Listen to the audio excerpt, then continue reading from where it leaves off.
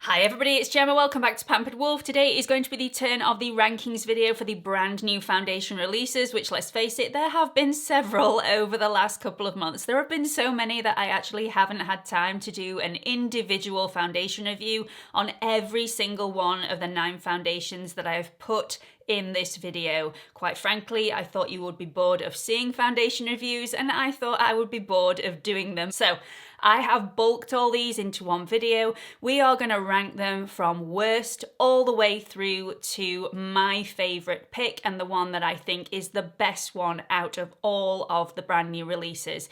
Now, when I've been ranking these and putting them in order, I've taken certain things into account, like affordability and value for money, longevity of the foundation and how it keeps all your other products. Is it flattering on the skin of all ages? Does it settle into fine lines or wrinkles? Does it settle into pores? Is it cruelty-free? Does it oxidize? Is it easy to apply and does it apply the same every single time? Is it scented and does it contain alcohol? And does it have a decent shade range? So I've kept all those things into account when I've been putting these in order. Let's get straight into it and go to what I would say would be my worst pick. This is number 9. Okay, so before we dip into number 9, please make sure you are subscribed to my channel and you hit that notification bell so you don't miss any future videos. I upload on Mondays and Thursdays at 8 PM London time, and I'm also on Instagram if you want to follow me on there. It's at Pampered Wolf, all lowercase and no spaces. Now, number 9 was not a difficult choice. I have actually been asking my mum to try out these foundations as well, so although she's not here today, you do have her opinions included in this video because she absolutely despised this foundation. Now, you all know how much I love a little bit of Chanel. I get really excited when I'm opening a package from Chanel. I get really excited when I'm applying the products, even though I don't like perfumed products and all Chanel products are perfumed. I love me a little bit of Chanel. Unfortunately, this did not go well on me. It also did not go well on my mum. It was a huge, huge disappointment, and I was just gutted, absolutely gutted. This is the Ultra Latin Velvet. I did not like this at all. This is also really pricey. Obviously, it's Chanel. It's £37 in the UK and you get 30 mils worth of product. This is also the least coverage that you get from any of the foundations that I'm bulking together in this video today. So this is a sheer to light medium coverage. This will also give a demi matte finish. So the positives of this is it's a really, really lightweight formula. It really is. You don't feel like it's on the skin at all. And this did not go cakey on me all the way through the day. This dries down really, really fast as well. So that's another positive. So it doesn't need powdering in place and it didn't feel drying on the skin. So let's talk about the negatives. Now, there is a seriously poor shade range here. There's only 15 shades to choose from and it's not incredibly diverse. So shame on you, Chanel, for that. Really, really poor. This dries down really quite powdery, although it dries down quickly, which is a plus. It really does look powdery on the skin, and beware anybody with quite a bit of peach fuzz on your skin. This sticks to that peach fuzz, it emphasizes that peach fuzz, and your skin just looks very, very furry when you've got this on. This sits in any fine lines and wrinkles. This moves around all day. It lifts when you are applying any other product on top of it. Although it states that this is long wearing, it came off on my chin after 5 hours, and I know my mum really struggled to keep this on her skin all day. This also sits in quite a bit of dryness. It's also very, very scented, and the scent tends to stick around for a little while after application. This also has a very high alcohol content, so possibly not going to be right for anybody with a really sensitive skin or a really dry skin. And again, this is not cruelty-free, it's Chanel. So this is definitely a bust for me. I will not be wearing this again. If you do want to get the best out of this foundation, I have found that the best way to apply it is over a mattifying SPF because it just increases the longevity of the foundation and makes it last a little bit longer before it starts to go patchy on the skin. So moving on to number 8, and this one really does upset me because I really like the look of this foundation once it's actually been applied to the skin, and that is the Kwan Foundation Balm. This is a difficult foundation to work with. So you're actually getting a lot of product for your money in here. Although this is really expensive at £42, you are getting 22.3 grams worth of product. And considering you hardly use any product for a full face of foundation, this is gonna last you a really, really long time. You get light medium to full medium coverage with this, and it's a matte skin-like finish. I believe the best people that are gonna get the best out of this foundation are those who have normal skin to slight dryness or slight oiliness, but a normal skin would be preferable. And how many people have got normal skin? Really? None. So let's go through the positives of this foundation because it is seriously, seriously beautiful when you've got it on. This is the most airbrushing out of all the products that I'm going to talk to you about today. So it's really, really flattering on the skin, and this is completely unscented. It's really long lasting as well, and it's got a very hydrating formula. My skin just looked absolutely beautiful in this. You don't need to powder this in place as well because it just sticks to wherever you put it, and it's very, very lightweight on the skin, and other products blend absolutely beautifully on top of this. Now let's move on to the negatives, of which there are several. This only has 20 shades on offer here, so that's really, really poor. It's a very stiff and waxy consistency. It does melt onto the skin once it hits the skin, but it's really, really tough to apply because of the consistency. It takes a lot of time to buff this out onto the skin, and the brush that they provide is really coarse. So this actually made my skin very tender and a little bit sore. I've tried using a different brush rather than the brush that's applied, but unfortunately the brush has to be really stiff because of the consistency of the product. Another problem with this is it can look slightly thick on the skin in patches if you don't buff this out correctly, and it does take a really long time to buff this out. This is not one of those products that I would recommend if you like to apply your foundation in a rush. It can also cling to dry areas of skin if you haven't prepped your skin properly, and this is definitely not transfer resistant. I do feel like the best way to apply this is onto completely bare skin because this can react badly with certain skincare and also certain SPF. It's really such a shame because once this is actually applied, it looks so seamless and flawless and beautiful on the skin. It's really, really flattering. Okay, so moving on to number 7, we have the Smashbox Studios Skin Full Coverage 24-Hour Foundation. This is so full coverage and super, super matte. This is going to be some people's favorite foundation, but it's not mine. So this is one of the more affordable high-end foundations. It's £29.50 in the UK and you get 30 mils worth of product. This gives you high medium to full coverage and it's a very matte finish. For me, this is best suited for anybody with normal to oily skin. I wouldn't say this is suitable for anybody with severely dry skin as this can cling to some of those dry areas. So let's just talk about the positives of this foundation because there are several of those positives. So this is ultra full coverage.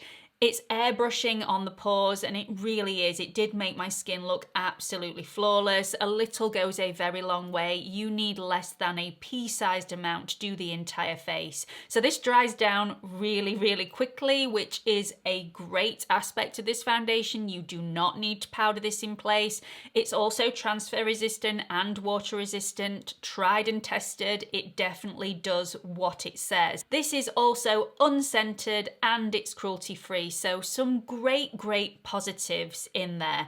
So let's go into the negatives, of which there aren't very many with this foundation. It's a great foundation if you can pull it off, but to me, This is very, very easy to apply far too much of this foundation. You have to be really, really strict with yourself, because if you do apply too much of this foundation, it looks heavy, it looks thick, it looks cakey, and just overall unflattering on any skin whatsoever.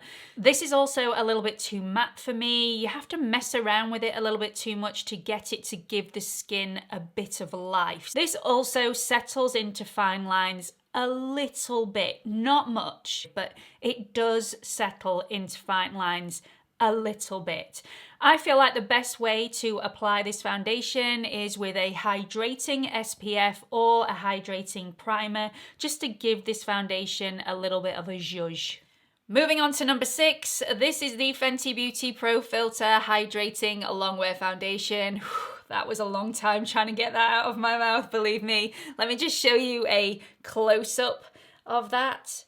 It's a really pretty bottle. I think a lot of people were a little bit disappointed after the original Pro Filter was so sleek and modern and luxurious in a glass bottle that this came in a plastic tube, but it really doesn't offend me. I quite like it. And I also like how it looks completely different to the original, so I don't pick up the original by mistake when I'm going in to purchase this one in a rush. Anyway, this is £27 in the UK. You get 32ml, so slightly more than standard, and you are going to use a very small amount of this foundation as well. A little goes a really long way. This gives a high, medium to full coverage, and it gives a dewy, glowy finish. I believe the best people suited for this foundation are those who have a normal to dry skin. So let's go into the positives of this foundation. The first one being it has 50 different shades. It's so diverse, it's absolutely amazing. It goes from the lightest to the light to the darkest to the dark. Rihanna did not let anybody down with the shade range in this foundation. It's second to none. It's very, very hydrating. This is very, very flattering coverage as soon as you apply it. I loved this. I loved the coverage it gave. I loved the sheen on the skin. It was just, absolutely beautiful. This also does not sink into any dry patches. A little goes a really, really long way. This feels very, very lightweight on the skin. It's got beautiful, nourishing ingredients in here. There is no alcohol whatsoever. There's quite a few oils in here, so if you are averse to having oils on the face, this might not be for you. This is also a cruelty-free product. Now let's go into the negatives. So this does move around a little bit throughout the day. So this can sink into fine lines, it can sink into wrinkles. It doesn't fully dry down, so it will need powdering. If you don't like powder, this one might not be for you. It does also lift when you touch your face, so you have to be really, really careful with this foundation. If you are a face toucher, this one might also not be for you. This can go a little bit cakey in certain areas if you are applying too much of the product around those areas, maybe the nose, maybe the chin. Just be very, very careful how much you actually apply. This is also slightly scented. I think I said in my original review that this wasn't scented. It's so lightly scented, I didn't even pick it up on the original review. This is not transfer resistant. Like I said, it does lift. If you touch it, it will lift. If you rub any sort of scarf or clothing on it, if you're hugging somebody, this will come off on their clothing. This also can look really heavy and mask-like if you apply too much. I have to be really strict with myself about the amount that I'm applying to my face. Because of the sheen on it, it really does look mask-like if you are applying too much. I do find that this is best applied over a mattifying SPF or primer, just to keep the original dewiness of the product for as long as possible without making it overly dewy throughout the day. It also adds to the longevity of the product as well. Okay, moving on to number 5, and this is going to shock quite a few people. There have been so many people that have asked me to do an individual review on this product, and I've actually not done it because this just baffles me beyond belief. This is the Charlotte Tilbury Airbrush Flawless Foundation. This has also had my mum in a bit of a quandary as well. We are both a little bit baffled about this product because we get different results every time we wear it, which is why it's in position number 5. Sometimes it looks horrific and sometimes it looks amazing. It's £34 in the UK. You get 30 mils worth of product. This gives a medium to full coverage. A little definitely does go a long way with this product, and it gives a luminous, radiant finish. A little bit pearlescent, I would say. I guess you can get away with this regardless of what type of skin you have, as long as you don't have a lot of severe dryness or severe oiliness. I think you will struggle in both of those camps. So let's just talk about the positives of this foundation. So this comes in 44 different shades, absolutely fantastic, very diverse, nothing to complain about there. You can easily get full coverage out of this, which is great if that is the look that you're going for, and this dries down really, really fast. So you do have to work with this quite quickly, but you don't have to powder on top of this. Other products blend absolutely beautifully on top of this foundation, seamless, and stick around for a really long time, so you won't have any problems there. This also has really hydrating, nourishing ingredients in there. It also has some anti-aging skincare in there as well, and this is said to decrease the wrinkles and fine lines that you have in 8 weeks if you wear this on a daily basis. If you apply enough and the right amount, this airbrushes pores, this looks absolutely flawless, and this is really, really long lasting. But let's move on to the negatives. Okay, so the negatives. This can end up looking quite heavy on the skin. It's really temperamental. If you apply too little of this product, this actually can do the opposite of what it says. So it can accentuate pores, it can sit in pores, it can accentuate all the flaws that you have on your face, which is just a head scratching moment. This also feels quite tight on the skin, and I'm assuming that is the alcohol content in here. So it does contain a very small amount of alcohol, and it's also scented. This doesn't play well with primers and other SPFs, but Charlotte Tilbury does say that you shouldn't apply a primer underneath this, and I've found that it's probably the best way if you don't. I also find that this oxidizes really, really badly on my skin. This will darken at least 2 shades and goes quite orange on me, and this is a neutral shade of foundation that is the perfect shade for me when it first goes on, but once it's dried down, I look like a tangerine. Anyway, number 5 on the list. If you can get it right, absolutely stunning. Okay, so moving on to number 4 in the list of 9 brand new foundations. We are getting close. This is the Anastasia Beverly Hills Luminous Foundation. Let me just show you a quick close-up of that.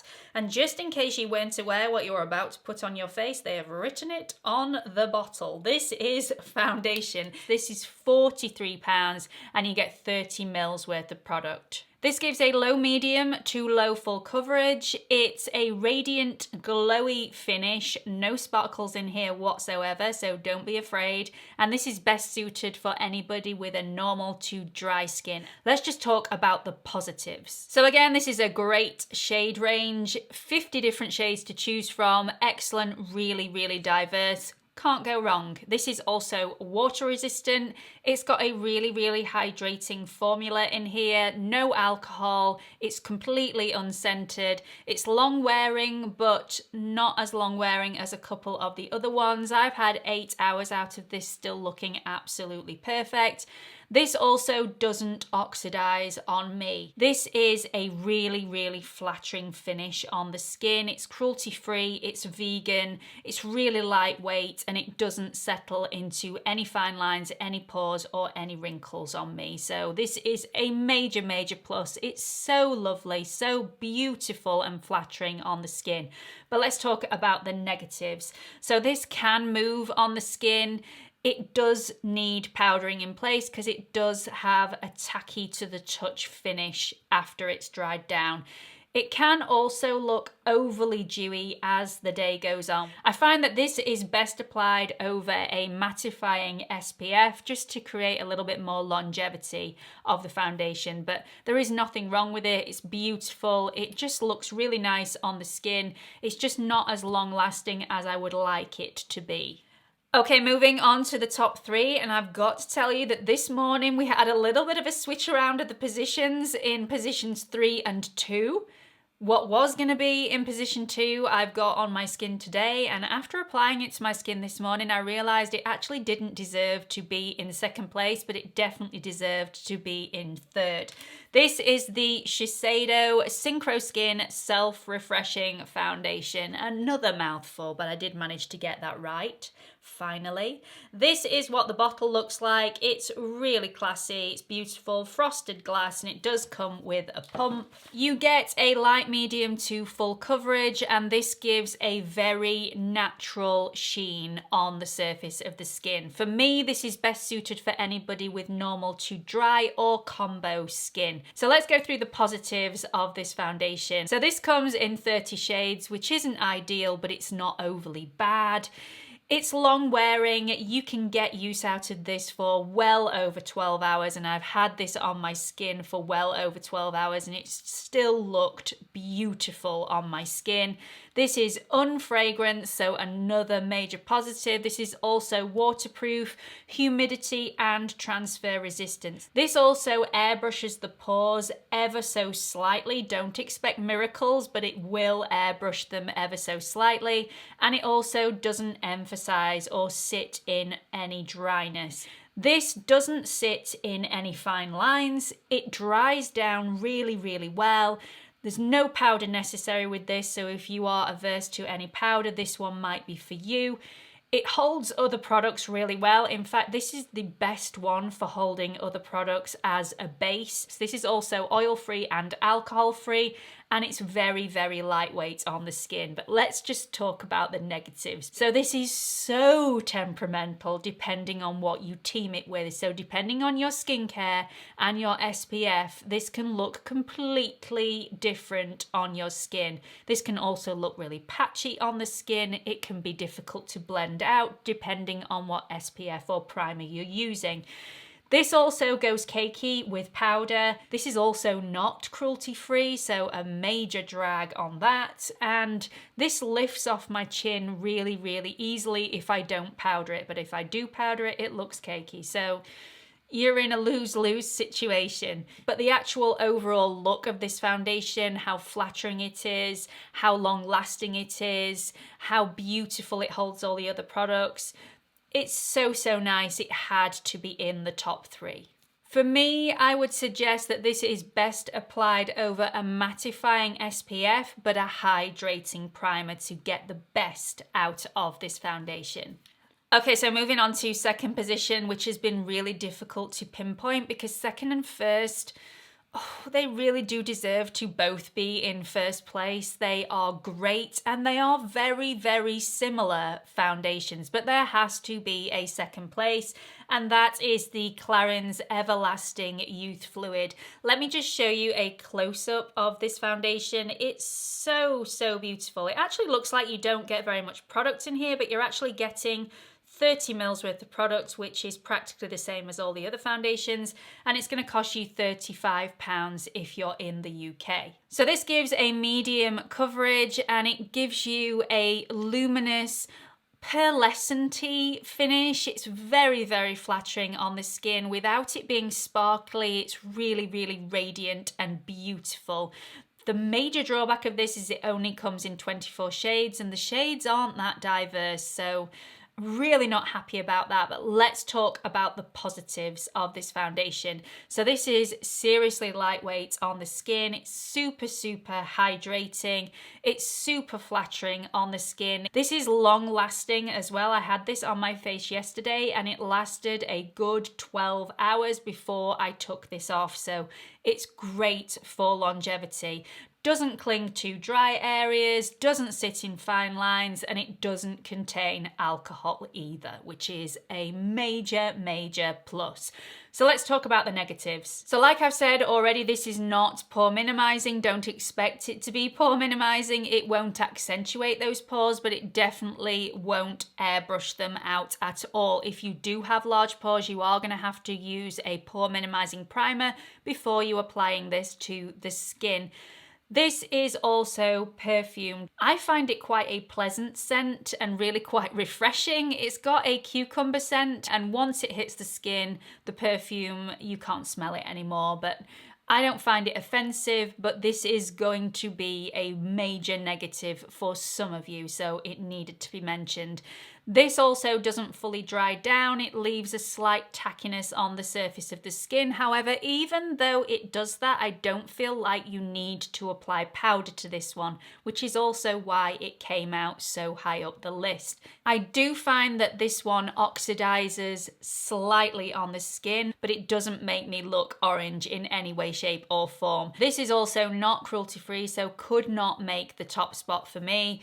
It's a beautiful, beautiful foundation all the same, and it's really, really easy to apply. In fact, this is my mum's top pick. This is the one that she feels looks the most flattering on a more mature skin, and it's also not temperamental. So this will apply practically the same no matter what products you put underneath it. It's a really smooth application, and it just applies so effortlessly, blends out effortlessly, doesn't clump, doesn't go cakey. It's just really, really beautiful and flattering. For me, I would recommend that you apply this over a mattifying SPF or a primer just to increase the longevity of this foundation a little bit, because I do feel like it goes a little dewy throughout the day. But again, this has lasted well over 12 hours on me and still looked absolutely beautiful. And I know as soon as I get off camera, my mum, as soon as she comes over, is probably going to steal this from me because she really, really does like it.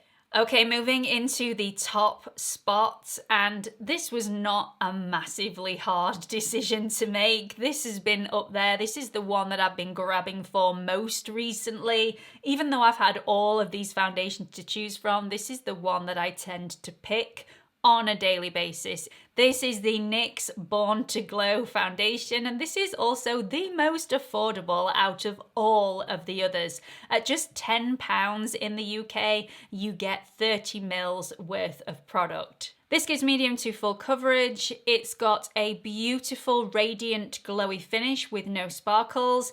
And it's best suited, for me, normal to oily skin. You can wear this if you've got a tiny bit of dryness, but if you are overly dry, this is going to cling to your dry patches. So let's look at the positives of this. So this is a really thin but sturdy consistency. It applies so beautifully to the face. It's slightly airbrushing on those pores. Again, don't expect miracles, but it will slightly airbrush those pores. It's really hydrating. It's really long wearing. I got well over 10 hours out of this on a wear test. This doesn't oxidize, so it is going to be the same color on application as it is at the end of the day. It dries down really fast. It doesn't need powder. It's unscented, and it's cruelty-free. So let's talk about the negatives. So this one does contain alcohol, so if you do have a sensitive skin, you might want to steer away from this one. I have dry skin. I absolutely love this, but when I've got really dry patches, I perhaps don't wear this one because it will emphasize those dry patches a little bit. This stays slightly tacky to the touch, but again, I don't feel this needs powdering in order to set this in place. This will not move even though it is slightly tacky to the touch. So I do feel like this is best applied over a mattifying SPF or a mattifying primer to increase the longevity and also to increase the overall look of the foundation, to make sure that it stays looking the same throughout the day without those excess oils coming through the product. My mum also really likes this foundation. It looks very, very flattering on her skin, and also one of the major pluses for her is the fact that this is super affordable. £10. £10 for an absolutely amazing foundation. So this definitely deserves to be in the top spot. I'm really happy with my choice. I hope you are as well. Do you agree with me? Do you not agree with me? Let me know in the comments section below. Don't forget to subscribe to my channel if you haven't already. There is a watermark in this corner. If you click on it, it will take you through to my homepage where you can subscribe. I upload videos on Mondays and Thursdays at 8 p.m. London time. And don't forget to click on that notification bell so you don't miss any future videos. I'm also on Instagram if you want to follow me on there. It's @PamperedWolf, all lowercase, no spaces. Hope to see you all in the next video. Bye.